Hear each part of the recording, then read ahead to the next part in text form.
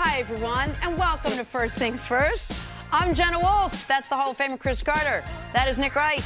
We had ourselves a good weekend in the Boston Celtics fan household. That is our household. That's Jenna Wolf's household. No, Stephanie's a big Patriots fan. Correct. I'm a big Celtics fan. But Absolutely. You know what? I did not gloat. I walked in this morning. I sat in the meeting the entire time. You sent somewhat obnoxious text messages. You didn't gloat in person. I didn't gloat in person. You did it via the internet. I did via the internet. That's what I did. Yeah. How was your weekend, C? It was great. It was great? It was great, yeah.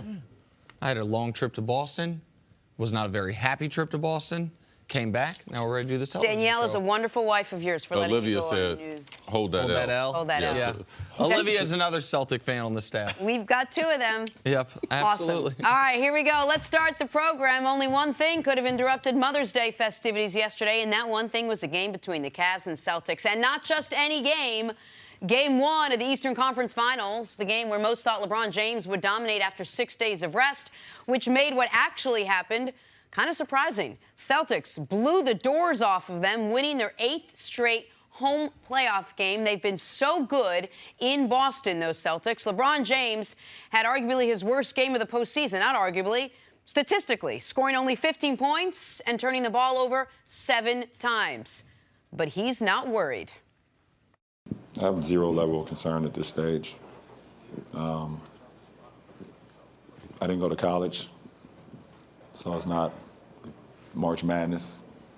You get better throughout the series. You see ways you can get better throughout the series, but I've been down 0-1, I've been down 0-2, I've been down before in the postseason. But for me, there's never no level of concern, no matter how bad I play tonight with 7 turnovers, how inefficient I was shooting the ball. Just as confident going into a series, no matter if it's a 0-0 series or I'm down 0-1. So we have another opportunity to be better as a ball club coming in Tuesday night, and we'll see what happens. LeBron James placed a number on his, it was a numerical level of concern. What was the number? 0. 0. 0. CC, should LeBron be more concerned than 0? Well, I'm sure that he has zero concern. There's no athlete that in competition they have zero concern, even though to the media, I can understand what he's saying. There's no need to panic. But when you get crushed in game number 1 after having 6 days off and it looked like you didn't prepare, of course, anyone, just normal common sense, would be like you would be prepared. They looked like their team did the first round against the Pacers. That would generate concern. Now, their inability to make shots, I wouldn't be concerned about that. LeBron being more efficient in game number 2 and moving forward. No, those things I wouldn't be concerned about. But it looking like they hadn't prepared for it, looking like Brad Stevens had their playbook in their back pocket, looking like they couldn't make any adjustments. Yeah, it looked like the Cavs, this moment and their new players, this moment was too big for them. So LeBron's not concerned, but I would be concerned.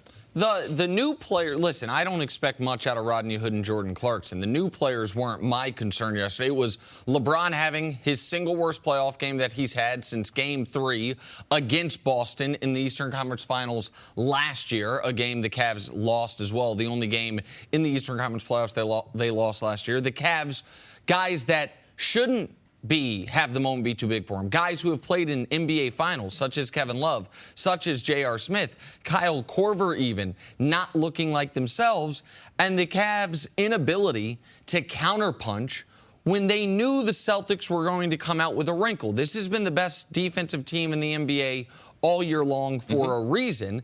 And the Celtics did something very interesting, which is they switched everything, which you knew they might do. Yes. But then when the Cavs tried to hunt down a mismatch, as soon as you tried to enter the ball to the player with the mismatch, they switched again. And the Cavs were not ready after the first quarter, second quarter, third quarter to combat that wrinkle that they hadn't seen from Brad Stevens. The reason I'm closer to LeBron's stated level of concern than CeCe's is they simply are not going to go another game all year where they miss their first 14 three-pointers. They're not going to go another game all year where they are 1 for 12 on open threes. And they will not have any other game all year, anything close to that performance by LeBron James. He called Game 1 against the Raptors the worst game he's played maybe all season. he still gave you 24, 11, and 13. It was just inefficient. LeBron was sloppy with the ball, wildly inefficient from the field, couldn't hit a shot, and seemed disengaged throughout different periods of the game. And so that won't happen again. That's why this doesn't change my pick for the series. The game didn't go the way you would have hoped it to go, but I don't think it changes the trajectory of the series. Why do you think that happened? 6 days off for this team to shore up some nagging injuries, get ready, prepare themselves, watch as much film as they wanted to watch? Or was it that Brad Stevens had this team so prepared for what they knew LeBron was going to try to do at least? You can give Brad Stevens some credit, but the coach don't make shots for you. The coach don't help you put the ball in the bucket. They did have a great game plan, the way they got the ball in the paint and dominated the paint. Yes, the rest, that's logical. For all the playoff series that we've seen, the team that had the great deal of rest, the conventional is, man, we got rest, we're going to play better. Basketball doesn't tell you that, not in the NBA. The team that consistently plays every 2 or 3 nights, they're able to maintain the level of play because that off time, you can't recreate the intensity in practice. And NBA like practices it. So that's what we've seen typically in the playoffs. The team that went maybe a long series, that they come into the next series with some bounce because of the consistency. Well, and about LeBron, though, there has been a trend these playoffs that LeBron has used Game 1 as a feeling out game, so to speak. Now, that doesn't explain the 5 for 16 shooting or the 0 for 5 from 3, but it might explain these only 16 shots. It might explain the lack of aggressiveness. They are 1 and 2 in Game 1s this year. We can show the numbers. The only Game 1 they've won was when the supporting cast was very good against Toronto. In Game 1s, he's averaging 21 points, shooting 38%, and an amazingly bad 6% from 3. In every other game in the series, he's averaging 36 points on 58%. We played a clip last week of David Griffin talking about LeBron James on Bill Simmons' podcast. Part of the clip we didn't play is he compared LeBron to a computer on learning mode, a guy who sees things, ingests or digests what he's seeing, and then makes adjustments on the fly. LeBron alluded to that in the post-game press conference. He said, okay, now I know how they're going to play me. That doesn't, again, explain away or justify 15 points on less than 33% shooting. But I think it does explain some of the approach he had in the game that mirrors the approach of Game 1 against the Pacers, Game 2 against the Raptors. It was actually incredible. He's able to go back. I think someone asked him in the press conference about the Celtics' first run, and he was like, this play we did this and that. He remembers every single thing. When they got it down to 14. It was the start of the fourth quarter he was asked about. Yep. So here's my question. We know that LeBron is going to come back and be more of LeBron, but let's talk about the role players because they didn't show up in the Pacers series. They did show up in the Raptors series, and now you start Game 1 and we sort of didn't have them here. What's your level of concern with the weapons around LeBron James? That's where all my concern is. I know LeBron's going to show up, but the role players still concern me. This is not, and I'll be consistent in this is not a great Cavaliers team. So if the role players don't play well, they got no chance. Against the 4 teams that are left, Celtics, them, to me, the Cavs are the worst team. Now, they have the best player. But of the 4 teams left, the Cavs are the worst team of the bunch. You think the Cavs, top to bottom, are a worse team than the Celtics? Yes. Okay, that's from a team standpoint, how to play as a team, how to function as a team, how to play defensively as a team. Yes, as a team, of the 4 teams left, the Cavs are the worst team. So the reason that I disagree with that is the Celtics have been 2 different teams in this postseason. 1 team at home and 1 team on the road. And so obviously, because they have home court, you're going to have to take one of those home games from them. But Jenna, I think you mentioned it in the morning meeting. They're now 8-0 in home playoff games are Boston. And I'm sure that's what Brad Stevens is preaching to them. Take care of Game 2, right? You won't have to go win a game in Cleveland if you can take care of that. And I can speak, I mean, listen, I was there yesterday. That's a great crowd. That's a smart crowd. The crowd absolutely helps them. I think sometimes the role players, even though they didn't in round 1, feed off LeBron.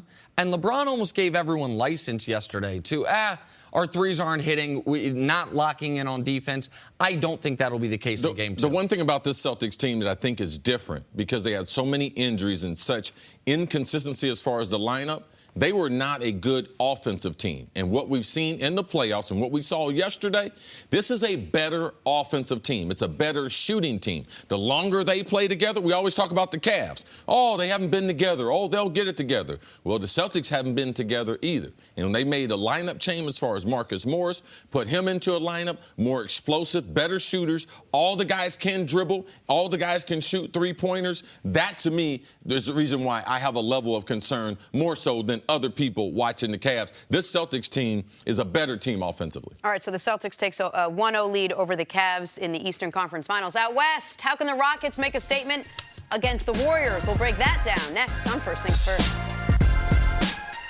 This time of year brings us two things, graduations and Father's Day, and the gifts that go along with them. Before you buy Dad another tie or that grad balloon that's just going to float away, ask yourself this: does my dad or my grad like wings or sports, or better yet, both? If the answer is yes, then get them a Buffalo Wild Wings gift card. Right now, if you purchase $30 worth or more in store or online, they give you a $5 bonus to keep for yourself.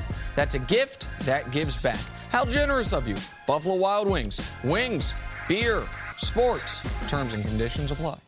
All right, among the things we've been waiting for, Nick to tell me he's going vegan, CC to offer to babysit my kids, and Game 1 of the Western Conference Finals between the Rockets and the Warriors. I'd say those two things have the same likelihood of happening, Jenna. Never! These two teams have been on a collision course for months now. The Warriors, with 4 probable future Hall of Famers, and the Rockets, a team that's 50-5 when its 3 best players take the floor. Warriors are looking to get to the finals for the 4th straight time. Nick, what is the key to the game tonight? Hunt down Stephen Curry. He said he wants them to do it. I want them to take him up on that. And by that I mean get Steph involved in pick and rolls where he has to guard the ball handler. And I want to make this clear. I am not saying that because I think Steph's a terrible defender. I don't even think Steph's a below-average defender.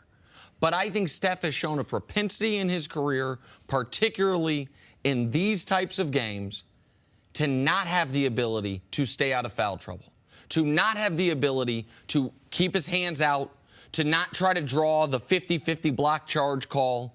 And if you can get Steph Curry with 2 early fouls, you are at a distinct advantage. Even if he doesn't get early fouls, if you can tire him out, if you can wear him out to a degree, if you can make him less explosive on the offensive end, you are at a decisive advantage. So that is the Rockets. They didn't say, but it was reported that's what they were going to try to do. Steph got wind of that, said this weekend. I hope they do it every play. The Rockets didn't take him up on that. That, to me, is something that can give the Rockets an edge in a game that is critically important to them. Yeah, it's not a Rockets philosophy. That's the NBA philosophy. That's what you have to do to great players, especially guys who are undersized or small. You have to be able to make them work on the offensive end. That's one of the reasons why the Celtics put Marcus Morris in also. So LeBron would have to work on the defensive end. Now, it's a different type of work than running around picks, but if you are a guard in the NBA, especially in the Western Conference, you know this is what they're going to try to do. So it's not just Steph Curry. Like, if you are that type of guard, especially the way they play with the pace, you're going to have to run through a lot of picks. You're going to have to play a lot of defense. What I think is important are the role players of Houston and Clint Capella. Can he make the Warriors adjust? Can he dominate the paint? Can he be there on the lobs, on the pick and roll that would make Steve Kerr and the Warriors say, you know something? Us playing small is not the best concept for us. Or when we do play small, we can only play for a short period of time. So role players, but more importantly, Clint Capella, watch his role, what he does. If he scores 15 to 20 points, I believe that right there makes makes Houston almost unbeatable if the other guys, Chris Paul and, of course, Harden, have this type of games that we're expecting. I'm so glad you mentioned that. That's the second point I was going to make with Clint Capella, and I want to build on it. I don't think they're going to start the Hamptons 5 tonight. I don't think Andre Iguodala is going to get the start. I think because of Capella being such an important X factor, I think Kevon Looney will start at center for the Golden State Warriors tonight. I think they trust him. Zaza is basically unplayable against the Rockets. He's a cheerleader on the bench. Right. And watch him when they shoot threes, the one with the big head, he'll be cheering, dapping people up on the side. And I don't know if they trust JaVale's basketball intelligence to be able to deal with as many high screen and rolls as they're going to run. I would imagine the Warriors will start Kevon Kevon Looney, because I think they agree with your point, Chris, that Clint Capella getting off, Clint Capella getting Draymond in foul trouble, Clint Capella getting those little lobs from James Harden that he loves to throw. That's something that starting five they used in the final two games against the Pelicans doesn't have a great answer for. So do both Chris Paul and James Harden have to have monster games for them to stay in this game? That's the only thing you guys haven't mentioned yet. We talked about the role players and we talked about going up against the Warriors. That's a given. When you play against the Warriors, they have such firepower, and they have a four-headed monster. We just a given that Chris Paul and Harden have to play well. Okay. As Nick would say, I don't see a world that exists that Chris Paul not playing well and Harden not playing well the way the team is set up. But the Rockets have such good role players because, man, Eric Gordon, he can get you 20. So if Chris Paul maybe doesn't necessarily have the offensive output as far as points, but has assists and plays great defense, they have Trevor Ariza. He can get you 18 or 20. So they do have other players compared to some other teams who don't have other scorers who can get off. So in case one of those scorers don't, it's not the end of the road, but for them, the recipe for success is their big three, which they've been very, very successful when all three of them are in the lineup and all three of them playing well. And there are certain segments of the game, Jenna, if I'm going to pivot from those two guys for a moment, the Rockets have to win. They have to win the first 4 minutes of the second quarter and the first 3 minutes of the fourth quarter. Those are the times when Steve Kerr traditionally has sat Steph and KD. Let the offense revolve around Klay Thompson. The Rockets have been built as such. They have one of the best. We talked a lot this year about the bench unit Toronto has. They have a bench unit led by Eric Gordon that can involve Gerald Green. They might dust off Joe Johnson. That where all of it, Luke Richard Mbah a Moute be out there to probably guard Klay Thompson. They have to win when the starters are not in. When the stars are not in, that's where the Rockets have an edge because the Warriors don't have a very deep bench. Their backup point guards are Sean Livingston and Quinn Cook. They don't really have a traditional backup shooting guard. Andre Iguodala, he might be in the starting lineup. I don't think he will be. The Warriors carry a bunch of centers for reasons I don't understand. Zaza, Damian Jones, Jordan Bell, JaVale McGee, Kevon Looney. They carry 5 centers. Because of that, they don't have a very deep bench. If their backup shooting guard is Swaggy P, like you've got to be able to take advantage of the Warriors in the time when Steph and KD are resting. Those are key moments. But your question about Harden, it's not a given to me that Harden will play great. It is a given, and I think this is what you were saying, C, that if Harden doesn't play great, they can't win. Right? It becomes very difficult. It becomes very, very difficult because he's so ball dominant. And I just believe to be able to not to finish this season, being the MVP. You don't want to finish not playing well against the Warriors. Given what Harden, or 2 of the last 3 years, he could have been the MVP. What he does in this series, I believe, could be the crowning moment of his career. And trying to get it done in Houston, at home, how important those 2 games are. And they've played 10 playoff games this year. Harden's played an MVP level in 4 of them. Like, that's the reality. Harden hasn't been great throughout this postseason. Now, when he's been great... But he's got a better supporting cast. No, I'm saying they played 10 playoff games this year. Yes. This year, they played 10 playoff games. He's played an MVP level in 4 of them. Yeah, what I'm saying is he has a better supporting cast. Oh, okay. They were still able to be competitive even though he didn't play great. Absolutely. Game 1 tonight. Yeah, cannot wait. Rockets and Warriors. Coming up, let's talk some golf. Is Tiger back? Please let Tiger be back. Makes our show better. That's next on First Things First. All right, how about some stories to start your morning? The Colts say they have no doubt Andrew Luck will be ready by training camp. Oh. We've heard rumblings of return dates for a while now, though.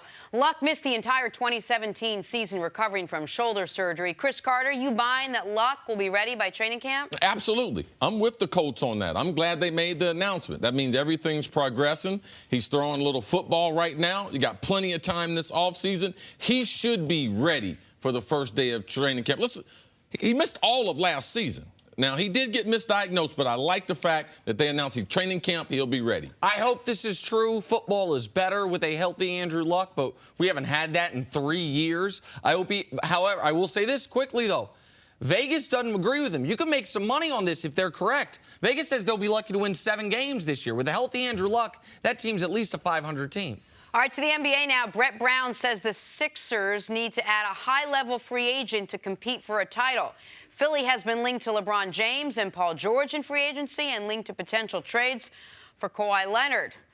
Some big names out there. Nick, which high-level player do you think is most likely to join this team? I believe it to be LeBron. I think them flaming out in the second round the way they did makes it to where the narrative, people wouldn't crush LeBron for going there. I don't believe there's any scenario, including now winning a championship, that LeBron stays in Cleveland. So for all those reasons, I think LeBron's the most likely. Yeah, he's going to have plenty of incentive after the Celtics put him out. The Celtics put the Cavs out, put the 76ers out. He's got to. He's got to be able to go to the 70s. Is that an official pick? Celtics? I got a TV show to do, man. It's called content. Okay. All right, LeBron's going to the 76ers. Most likely to happen, Jenna. Okay. I like it, CC. Moving on to the Toronto Raptors. Toronto fired head coach Dwayne Casey on Friday, just 2 days after being voted Coach of the Year by his fellow coaches. Casey led the Raptors to 59 wins this season before being swept by the Cavaliers. Nick, how surprised were you the Raptors did this, fired Dwayne Casey? I was, to sound like a parent. I'm not surprised. I'm just disappointed. I don't think they're going to do better. I told you they were going to fire him. You were like, no. No, I said they shouldn't. I never said they wouldn't. I said they shouldn't. CC, though, made, I thought, a very interesting point. You said being a good coach doesn't mean you can't get fired. Like, I think Dwayne Casey's a good coach. I think he did a good job. And they had to fire somebody if they're not going to trade DeRozan or Lowry, so he ends up being the fall guy. The coach had to go. And the game number 3, not trapping LeBron in the backcourt, taking the ball out of his hand, that's a fireable offense. Losing to LeBron 3 straight years and being lopsided, that's fireable. They got a good enough team. They need another voice. I'm glad they got rid of him. Wow. All right, finally, the Celtics blew out the Cavs yesterday. It was the 8th straight playoff game Boston has won at home. Nick, you were at the game. How impressed were you with the home crowd? And did they help? They absolutely helped. Being there, you can get a sense as to why this team really thrives off the energy in the building. It's not just a loud crowd. It's a smart crowd. And by that, I mean they could sense, particularly at the beginning of the fourth quarter, the Cavs had gone on a mini run to end the third quarter, cut it to 14. The crowd sensed that, upped their energy. The team followed suit. They also understood the importance of those plays when LeBron says 2 points isn't always 2 points. When Marcus Morris misses a shot, gets his own rebound, follows up with a dunk, that's more than 2 points. That's deflating. The offensive rebound after good defensive possession that turns into points. They were loud throughout. They were angry in a good way. Like, no, that was a lights-out home crowd. That was as good of a home crowd as I've been to in a playoff game in quite some time. Boston's played great basketball as a franchise for too long for them not to have a great home crowd. I remember going there, watching Magic Johnson throw the legendary hook on them. So I've been to Boston, the old Boston to where they are now. Very educated sports fans into the game. Crowd really helps at the beginning of the game. Some other points of the game, the home crowd is overrated. But at the beginning of the game, that's where the crowd has the most effect. The fourth quarter, I don't believe the crowd had an effect on the game. Celtics had an open shot in the corner. They hit it. Jason Tatum went 94 feet coast to coast with a Euro step, as LeBron said. That got nothing to do with the crowd. Marcus Morris misses a shot, gets the rebound, and goes for a dunk. All right, so the crowd is good at the beginning of the game, but after that, it's up to the players. And as a player, that's what we always talked about. As the visitor, realize the crowd's going to give them a boost at the beginning, and that is about it unless you play well. Here's the point that I'm making, though, because I agree with you. That at the beginning, listen, they won the game in the first quarter, by the way, and the crowd was extraordinary. But there are certain basketball teams that you go there, and the crowd, I think, doesn't totally understand the gravity of individual situations, and sometimes only gets really loud when the team is playing really well. And what I saw, or it doesn't show up at all, like in Houston. Right, in Houston, where they're a very late arriving crowd. Right. What I saw in the game yesterday was in the second quarter, for example, when the Celtics went through a drought. That's when the crowd got loud again, when the team wasn't playing well. I don't know if it translates to the players on the court. I know sitting there, it seemed like if I were playing, they were cheering at the exact times I would want them to be, when it would seem like the team was dragging. I was thoroughly impressed by that. A lot of times, as a player, and we had a player sit here and tell us this, you're blacked out during the game. The sound is muffled with the crowd, so the crowd doesn't help you. It doesn't help the ball go in, don't help you make smarter decisions. Right. All right? But at the beginning of games and also at the end of games when things are pressurized, they do help. You much rather be playing at home in those situations, beginning and end. I'd be remiss if I didn't ask how received you were. How well received or Oh, poorly it wasn't received great. you It were. wasn't great. And it didn't help that as part of the pregame hype video, they showed a clip. They were showing a bunch of media clips, people doubting the Celtics. I glanced up at the Jumbotron. Oh, there's me. Nick talking Wright. about how the Celtics are going to lose to the Sixers. And I had my hood up because I was kind of trying to be incognito. This little kid in front of me. I'd given him, they had shirts for everybody, right? So I gave the little kid my shirt beforehand so he remembered my face. He turns to me. He's like, that's you. I'm like, zip it. Ixnay. He's like, that's you. And then all of a sudden people knew it was me. That made it a little uncomfortable, but no drinks. It wasn't as bad as the Philly fans. They didn't start a chant about me. Nobody threw anything at you? Why is it Philly and Boston, two of the toughest sports towns in America? That's why, because they're tough. They don't like me. That ain't great. Well, listen to yourself. Listen if you were in those cities, you wouldn't like yourself either. All right, let's talk a little golf. If I told you Tiger Woods finished tied for 11th at the Players' Championship this weekend, you'd be impressed that he was in contention, but a little disappointed that he didn't finish better until you dug a little deeper. After a subpar 2 days where he barely made the cut, Tiger bounced back strong, finishing 11 strokes under par. He shot a 65 on Saturday and a final round 69. Here's Tiger on what he considered a great outing. God, I played really good today. I hit it so good. It was nice. I had control of it from tee to green. I made some putts. I felt good on basically every facet of the game. I felt very comfortable with every facet of my game today. Everything felt good. I had control. I was hitting it high, low, right, left. Didn't matter what it was. I felt like I had control of it today. You know, I watched that, and I watched it earlier this morning when I got in again because I don't ever remember Tiger ever talking like that before. I don't ever remember him not winning and saying, I played so well today. It's refreshing. It's nice to see that at least it appears he's out there having fun. We should mention Jordan Spieth also said playing with him and watching him play, he thinks he's going to win at some point very soon. CeCe, how encouraged were you by Tiger at the Players? It's encouraging. It's encouraging that he made the cut just one under the number. So he barely got in. On Saturday morning when he teed off, he was in 69th place. And, man, he put together the best 36 holes that we've seen him play. Didn't get the results of how well he struck the ball on Sunday, had the double on the hard number 17 on the stadium course. But Tiger Woods hit the ball and would have to be excited about going forward. Not only because of how he hit the ball. Like I said before, I thought he's lost a little weight. I think his fitness training is also, we're starting to get closer to the summer. You could see him on the golf course sweating and grinding. So the mentality to be able to hit shots under pressure, even though the winner was a long ways away. It was basically a tournament for second place. Tiger Woods is showing that he's going to win sometime this summer. The only shot that he has left in his bag that he can't do consistently, that's hit his drive high right to left, to hit a high draw. When he starts hit a high draw, the same thing I said before the Masters, but he hadn't been able to do yet. He can't hit that shot consistently. When he hits that shot consistently, you will see him back in the winner's circle multiple times. I'm glad you brought up Webb Simpson running away with it because Tiger was 2 touchdowns back going into Saturday. He was 14 shots off the lead. And going into Sunday, Webb Simpson was 18 under par. 18? Going into his round on Sunday. So unless Webb Simpson signed an incorrect scorecard or knocked it in the water at 17 a half dozen times. Or retired. Right, he was going to win the tournament. So it kind of was everyone fighting for second place. And, man, Tiger stood on the tee at 13 in second place. Just 4 back. If he did have a part of the round Saturday and Sunday he'd like back, probably how he closed. He was on the first 12 holes Saturday and Sunday, he was, I believe, 14 under. And then on holes 13 through 18, he was 4 over. A lot of that is the double Yeah, he was bogey. really bad on 14. He had a wedge in his hand and got a bogey on number 14. That stopped his momentum. That stopped his momentum on Sunday, and then he also had the double bogey, as CeCe mentioned, on 17. But I thought you mentioned that particular drive he's not able to hit.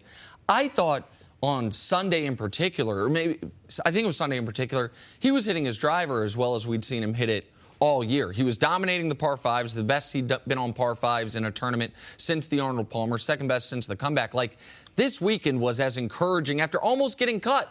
There was a time on Friday it looked like he was going to get cut where he played for stretches as well as he can play. Yeah, well, just from a technical standpoint, he cannot hit his driver the way other guys can hit it, left to right and right to left. He was holding on to it a little bit, didn't necessarily have the distance. Those in the golf business know when Tiger gets his driver back, then all the courses become, he had a lot of irons off the tee, playing very conservative. The reason why, because he doesn't have the confidence with his driver yet. Let me ask you a question real quick. I apologize, Jenna. The last tournament, we talked about how I think 3 of the 4 rounds he had more than 30 putts. He was just awful with his putter in the most recent tournament he played in. What do you think of his putting in this tournament? His putting was great. Back on greens he's very familiar with. He didn't like the greens at Wells Fargo. Couldn't figure out the speed on them there in Charlotte. So, yes, his putting will be back where his chipping was, which was outstanding. All right, so then let's talk about the ceiling for Tiger Woods, which is what we all want to know. What could he do? When could he do it? How far out? I mean, is it the next couple tournaments? Is it the U.S. Open? Let's talk about that. Well, there's two really conversations about Tiger Woods. The way he's playing now, when will he win, and can he win another major, or how many majors would he win? So the ceiling with Tiger, it's about majors. Can he win another major? I believe he is good enough to win another major. I believe it's going to be very interesting. Watch the British Open this summer. It's going to be at Carnoustie. It's a long, very, very flat. The way he hits his iron, he wouldn't have to maybe hit some of his drives as often. I believe those plays. Shinnecock is very, very tough. Here in New York State, going to be playing that for the U.S. Open. But I could see Tiger in the next 2 years winning 1 or 2 more majors. Why is Shinnecock tough? I know we have that on Fox and FS1. Why is that compared to Carnoustie tougher? The U.S. Open is always a tougher venue, all right? It's very, very windy out on the island. Tiger, if he can't control his ball flight, especially with his driver, he can't hit the fairways. The U.S. Open has always been one of the toughest tests, but always one of the toughest for Tiger not being able to get in the fairway, because if you don't hit the fairways, it's very, very penal. Do you agree that he seems, and we say this in this most recent comeback, just a lot looser, enjoying being out there a lot he's a more? different person, Jenna. He's totally different. We've seen all the interviews of Tiger Woods. He's very, very abrasive, very, very short on his answers, and wouldn't let you in on some of the insight. He was kind of like a robot. A lot of in golf, they call it stock. How far you hit a 9-iron? They have like a stock. Probably goes 155. There's stock answers when you get behind the podium. We see it in all sports, and Tiger Woods was just known for that. Now you're starting to see his personality. You're starting to get a chance, and he's different. You see, he has a relationship with Phil, one of his arch nemesis, what he really didn't like. Him and Phil didn't like each other. You see other interviews on the course. You see his interaction yesterday with Jordan Spieth. Tiger Woods is a totally different person than the Tiger that we knew before. How much of that do you think is, you bring up the lower back fusion, first golfer ever to have his lower back fused and then resume a successful PGA career. How much of the different mentality or the different personality we're seeing do you think is because there was a moment in time, maybe a long moment in time, when he legitimately wondered if he would ever be able to play like this again, if he'd ever be able to go play at a high-level professional golf again, and he's just grateful that he's able to be out there again? I think some of it is, but I think also the ultimate humiliation. Not only what happened with him and his ex-wife, but what happened with him with the DUI. Seeing that, seeking some type of treatment and getting beyond that. I believe that with the back fusion and 9 months ago, 12 months ago, not knowing if he would ever play golf again has brought him a lot of joy. So when he had the DUI, just to finish up on that point, there were a lot of people who reached out to him and said, Tiger, if you need any help, anything. And I think that moved Tiger. It changed him. And you can start to see that, Jenna, as you mentioned in his interviews. All right, we're going to take a break. Coming up, let's talk some football. The soap opera that has become Dez Bryant. Will he ever get signed to an NFL team? That's next on First Things First. Welcome back to First Things First. We're now joined by Super Bowl champ Chris Canty. What up, Good morning, Good Jenna. to see you, brother. How's it going, Chris? I'm good. How was your weekend? It was good. It was good. It was Mother's Day, that one day that I get to have to share it with Steph. So. There you go. I can't believe you took it there. Okay. I mean, I feel like that is something you guys signed up for jointly. I know. Every We time didn't I come on factor the that show, in. every I know. time I I'm come on the sorry. show, it's How was your something new. Happy Mother's Day, Chris? She finds a way to make it awkward. No. Every time. Happy Mother's Day, Steph. That's something that Jenna Anyway. topped it. She always Sorry. Can I That take wasn't your even key on off your purpose. lapel pin and put that in the corner of Jenna's mouth? Okay. Sorry about close that. it, lock You it set up. me up. Lock it up. Throw away the Yeah, key. we set her up. We're good. You guys, you teed it up. It was T-ball. Wow. Okay. Continuing How was your coverage. weekend? Good, except for my wife. No. That Selfish lady. That is not what I said. Wonderful. Continuing coverage of Dez Bryant and his lack of being on an NFL team. It seems everyone in the Dallas organization has something to say about the former Cowboy. New wide receiver coach Sanjay Lal said, quote, without getting into specifics, I just saw more inconsistencies in his game. Woo! CC, does the coach have a point about Dez? First things first, let me tell you about Sanjay Lal. I don't like, he's a good wide receiver coach, but I don't like the fact that he's making comments about a player that's not on his roster. It's not fair to that player. NFL coaches don't do it. He should be talking about how he can get the receivers that he got better, all right? Because he got his hands full. And trying to comment on a player that's trying to get a job somewhere else, it's unprofessional. It's unbecoming of an NFL coach to do. And we've seen this. Last week, it was the scouting department. This week, it's the wide receiver coach. All right? I've heard enough from him. All right? And if you were so good, if they were so good, why didn't they tell Dez this before he left the building? All right? Don't be trying to tell me when I'm down the street and I'm gone, you want to help me. I need help in this career. The last 3 years, Dez Bryant has struggled. His overall productivity. So, yes, what the wide receiver coach is, he's correct. Yeah, your information is good. But don't tell that to people. You don't need to tell it. How does it help the Dallas Cowboys? It doesn't help them at all. Now, Dez has been one of the greatest wide receivers that they've had there. All right? Lead the franchise in touchdowns scored. Now, that's worth a little bit of respect. What Dez has done and him leaving the building, we don't need to be talking about that information. So I'm very disappointed in the Cowboys and their organization, and they're just seeming to be consumed with, oh, let's tell the people how bad Dez Bryant was now that he's gone. Now, is he inconsistent? Yes. Does he drop more balls than any other point in his career? Yes. Is he less effective in the red zone? Yes. All the numbers would indicate that to be true. But for you to put your mouth on another player, it'd be no different than the last team you were coaching as a wide receiver coach. If I was a great player, you know what? He wasn't that good. The wide receiver coach I got now, he's so much better. He's got me so more prepared. So watch yourself.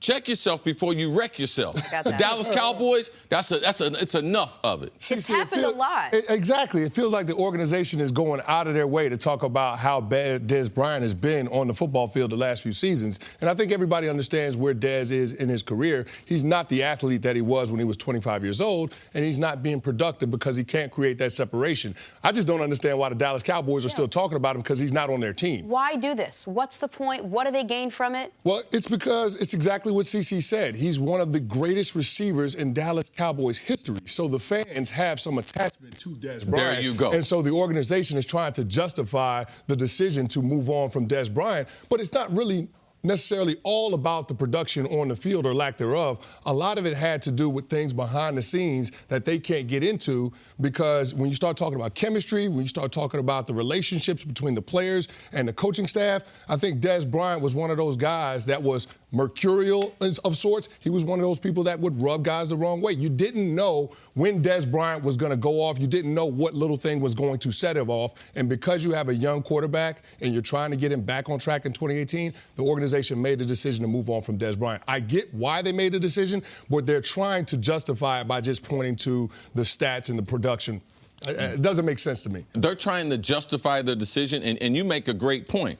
And what you do on a daily basis, weekly basis, doing local radio, you got stories on the New York Giants that people on TV might not see. But when you're doing local radio, you need more content. They're trying to justify the decision that they made from a football standpoint by putting all this information out there, because in Dallas, on radio and with the fans, it's the other stuff. The team wants Dez Bryant on the team, so now they're trying to justify that decision by letting this information get out. It's just, there are a lot of organizations across the league, and this might frustrate us in the media, it might frustrate some fans, but there are a lot of organizations in the league that only the head coach is allowed to talk. Only. Obviously, GM, owner, but the lowest rung is head coach. Some teams, the lowest rung goes to coordinators. The reason there are so many anonymous scout quotes is because most team scouts aren't allowed to go on the record. Certainly positional coaches aren't supposed to be out doing interviews. And if they are, it would only be positive puff pieces. Here's why we think Cole Beasley's poised for a breakout year, talking to the Cowboys wide receiver. Right. Do you seem, I'm just curious, because you seem, maybe it's just building on it, but a little more bothered by this than what the scout said. Is it more bothersome to you when it's the coach, when it's a positional coach, someone Dez has worked with, or is it just they're equally as bothersome, one's just building on the other? The scouting, it's justified because not only did they scouting department, they scouted Dez in college. They have seen his decline. They got it. They can chronologize everything in Dez's career. They've been with Dez. And it's not their job to make him better. The wide receiver coach, he just got there. He's been somewhere else. I need Dusty to look up where he's been, his resume, because I'm going to let y'all know by the end of the show the years where he was good and the years he was bad based on the lack of productivity. Yeah, he was with the Colts, he was with the Jets, some of those organizations. Yes. Not necessarily standout wide receivers outside of T.Y. Hilton. But in terms of why the organization is talking about him, it just doesn't make a whole lot of sense to me. Right. Now, Dez Bryant will have a job in the National Football League. I think it's just the timing of the release and what's been going on since that with the NFL draft. And now we're getting into some of the football stuff, the OTAs, the minicamp coming up. I think that teams are trying to evaluate what they have on their roster at that position. And then once we move closer to training camp or get into training camp, where you start to get a better idea of what you have at the wide receiver position and seeing a possible need with a player like Dez Bryant, I think there'll be a team that makes the decision to bring him in. Nick, are you confident in that? Because we've been saying this, I mean, from the day he was released, we're like, oh, he'll get picked up. I mean, it was assumed it was days, and now it's going on weeks, Listen, and now we keep finding teams that don't want him. Overestimated is the right word, what his actual market in the league is. Now, the offer he got from Baltimore is exactly around the dollars I thought he would be offered in about the year. So maybe I didn't overestimate it, but that he turned that down. So he has overestimated what his actual value is. But once he turned down that offer from Baltimore, reportedly 3 years, $7 million a year, no team seemed to be excited to go, oh, we got to grab Dez, because any team, here's what we do know, any team that ends up signing him was fine with leaving him on the market for days, weeks, and potentially months for someone else to go grab him. What I don't want the audience, though, to miss the point that both Chris talked about, which is the local pressure in Dallas. A guy I used to work with does mornings on the radio station that does, whenever we play a Jerry Jones interview, it's Sean and RJ on 105.3 The Fan. So I used to work with Sean. So I know the Dallas radio market a little bit.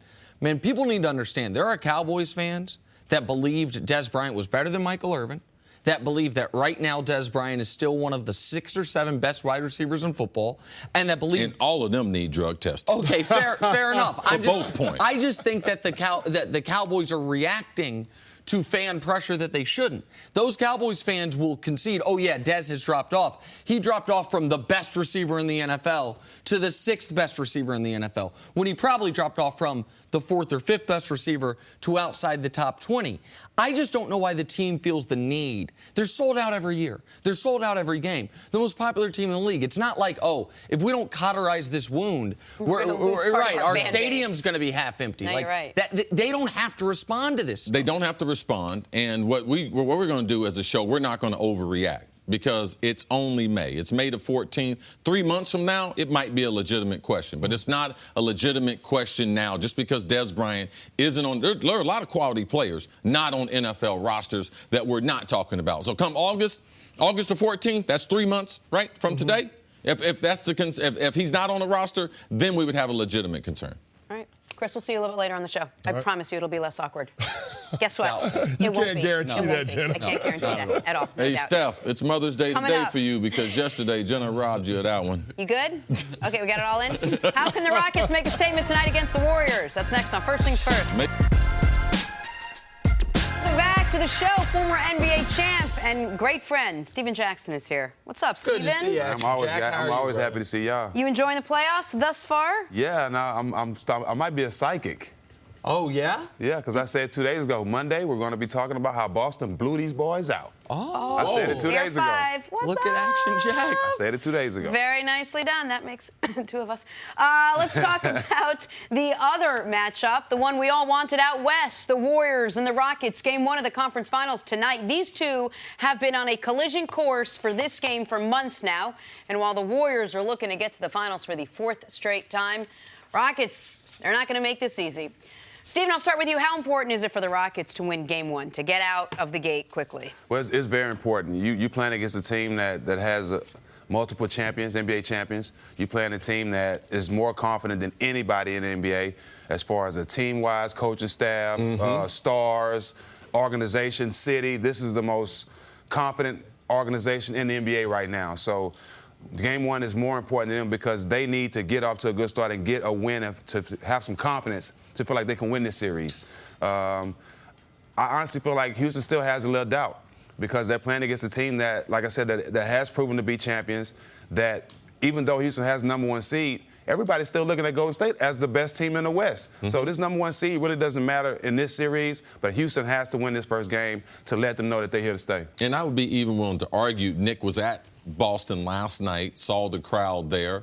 I'm not saying Houston has bad sports fans, but they're different than the other 3 teams that are left. When you go to Oracle, we know what we're going to get there. Oh, man. I mean, they've had the biggest home court advantage in this 4-year window. In Cleveland, man, they're going to give it to you there, and the Cavs played tremendous there. We saw what Boston provided yesterday afternoon. So of the 4 teams, Cleveland, Houston and your fans, man, we need you to step up tonight. Winning one game, people don't realize in a series like this, it's 25% of your work is done. Right. You got six other games to get the other 75% done. So getting Game 1 is monumental, especially for a team that has the history and I would think the lack of overall confidence that Houston has compared to Golden State, Nick. I know how important it was in this organization for them when they got the #1 overall seed, when they de facto clinched it with a couple weeks left. They hadn't officially clinched it, but they knew with a couple weeks left, we did it. That was something they were focused on. They thought was a real possibility. They thought they had squandered the opportunity when Harden went down. If you remember the couple weeks he missed earlier in the year, they lost, I think, 4 games in a 2-week stretch, and they thought, well, there was our chance. But given the injuries Golden State had, and then the Rockets went on this insane tear when everyone was healthy, this was a big deal, top to bottom in the organization. If they lose it in 2 hours and 20 minutes tonight with one bad Game 1, the deflating nature of that, I think, will be hard for them to get over in time for Game 2. And they fall down 0-2, this series is wrapped. If they fall down 0-2 with both those games at home, it's over. So, I think this game is drastically more important for the Rockets than for the Warriors. I'm picking the Rockets to win. Baked into that is they are winning tonight's game. How do they win tonight's game? What do they need to do? What's their game plan? What should they focus on? Well, a lot of what we said, they got to feed off the crowd's energy. They got to come out and just be Boston. You know, Boston, even though we're the home team, they still felt like they were the underdogs, and they came out and played like they wanted Game 1. They played with a sense of urgency, even though it was Game 1 in the series. That's what Houston has to do. They have to go out there and play like this. It helped Boston. They didn't have an opponent.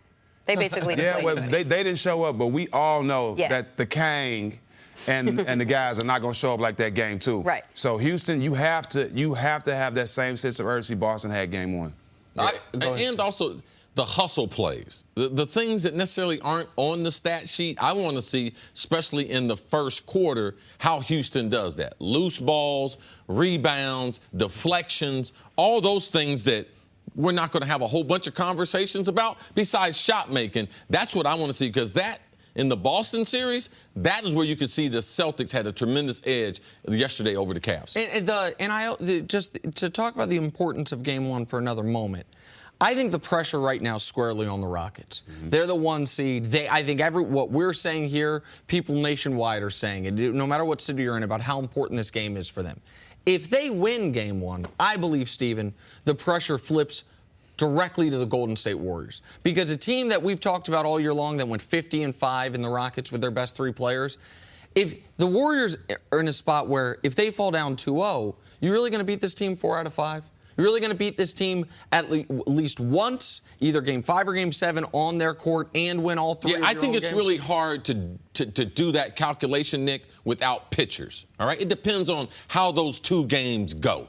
All right, because you can leave and be down 2-0 and still have confidence, depending on how the games go. You feel like, man, we almost got them figured out. We might have had a mad quarter. We might not have shot the ball as well. We believe we're going to play defensively. So we shouldn't predict what the series is going to be after 0-2 without seeing what the pitchers are and how those two games were won and lost. Well, and you also can lean on, I don't know a defensive coach that's on that Houston Rockets roster. I know Mike Brown. He's a great defensive coach, and I know they can make adjustments to stop James because they have in the past. I don't know if Houston has that defensive coach or the defensive guy to make adjustments to kind of frustrate or stop Golden State. I don't think they have that there. So that's going to be a big question, what they're going to do defensively, because the whole year, their offense been their defense. They've just been playing up and down. And if you make Capella make plays, it's going to be hard to beat Golden State. Then why do you think their defense, they had the 6th best defense in the regular season. They have the 2nd best defense thus far this postseason. Why do you think they've been successful defensively? Golden State? No, that's the Rock. That's Houston. Houston's been successful because they make you take tough shots. On offense, they get every shot they want. The whole year, James has been getting layups, lobs. They've been getting every shot they want. So they kind of like Golden State. Their offense is the defense. We take great shots, make you slow it down and walk it down and score over all 5 of our guys. That's really the best defense in the NBA right now. Also the mentality of people like P.J. Tucker or Ariza. They bring an overall toughness. I love Ariza. That I believe has carried over to James Harden. You can say anything about the other 4 players. James Harden is a better defender in 2017-18 season than in any other season that we've seen him. Who's the Rocket best equipped? Nobody's well equipped to guard Kevin Durant. Mm-hmm. Who's the Rocket best equipped to guard Kevin Durant? It's the same way as LeBron. You can't stop this guy. You just got to make it difficult. It's going to be a collective effort. It's going to be Ariza. It's going to be P.J. Tucker. Gerald Green might have to guard him a couple times if guys get in foul trouble. But I want to see KD guard James.